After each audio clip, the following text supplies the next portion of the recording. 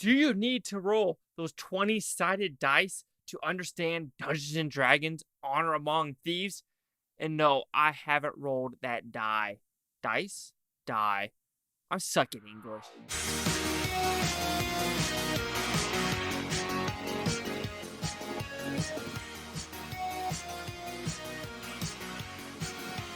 Chase Lee Hockey here with the Blue Futon reviewing Dungeons and Dragons Honor Among Thieves. What's about? Pretty simple premise. We have 4 to 5 people on a team that they know what they need to do. They need to infiltrate a castle and do some shenanigans, magic to defeat the Red Witch, as well as Hugh Grant's character Lord Farquaad. Okay, that's Shrek. Anyway, do you like this film?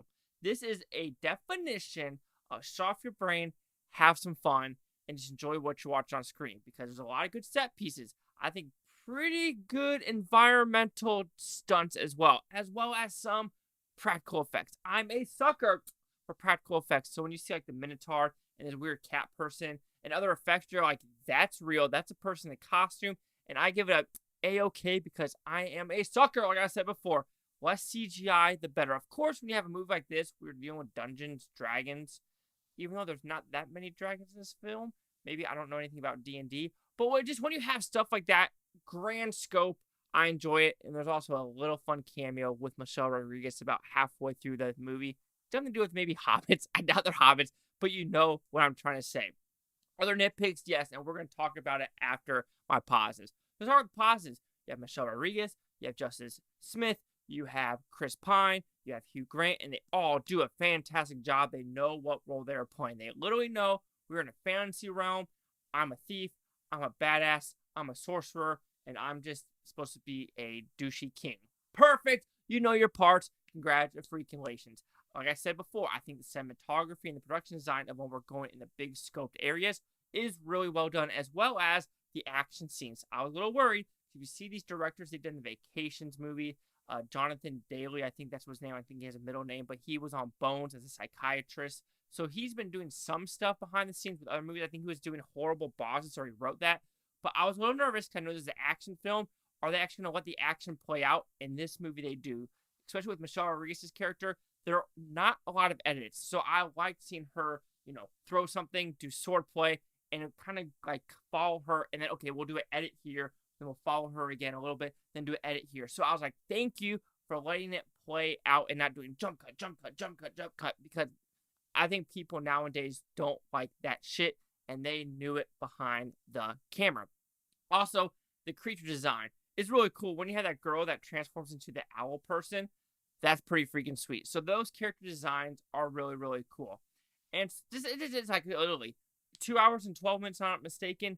Shut off your brain, have a good time, because it is a fast-paced movie of literally we're traveling here, traveling here, traveling here, traveling here, and traveling here. This is a movie for my mom. Why do I say that? She's one of those people that, story, we put on the wayside, but if it keeps you entertained from going to point A to point B to C, D, E, F, G, and, you can follow the story, just very minimal plot, it's for you. And like I said, this is a mom-approved movie. So what did I not like about the film? I thought some of the writing and some spots weren't there. I thought Michelle Rodriguez was the funniest. She has some great one-liners in the story.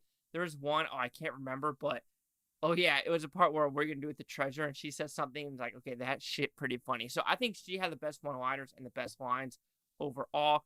There was some comedy, in my opinion, where I'm like, okay, that really didn't flow as well as I think it wanted it to, but I could give it a pass. And this is a movie you've seen a million times before. You know for a fact what's going to happen with these characters. You know what's going to happen with the tablet, who they're going to save. So it's very, very simplistic on that level. So don't expect any oh shit moments. There could have been some oh shit moments, but they decided not to do it. There is some heart as well. And I would say one of the negatives, I think it just rushes a little bit too much. How I say, like, the pacing's really good.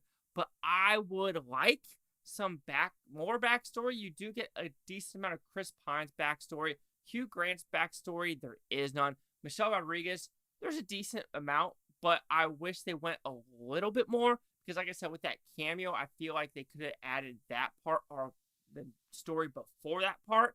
I know that probably doesn't make sense, but you'll understand. As well as the sorcerer, Justice Smith's character, as well as the girl who kind of transforms into worms and rats and deer and that owl creature. I wish I understood that backstory, like how they connected. It was like literally like 2 seconds of dialogue, and you're like, okay, I understand that. But overall, I think Dungeons and Dragons: Honor Among Things does a movie right. It knows the audience. It knows, okay, we have these D&D fans, and we probably have these people that probably don't play D&D. So how can we combine them for it to enjoy? Okay, one more negative. There weren't a lot of dungeons, and there weren't a lot of dragons.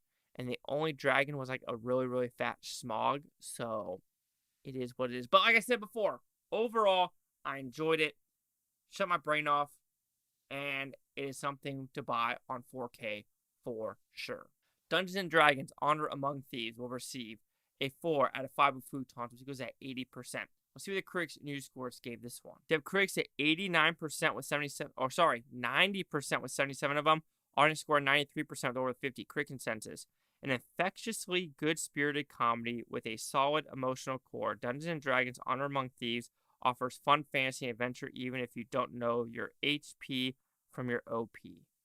Health points from your OP. What's OP?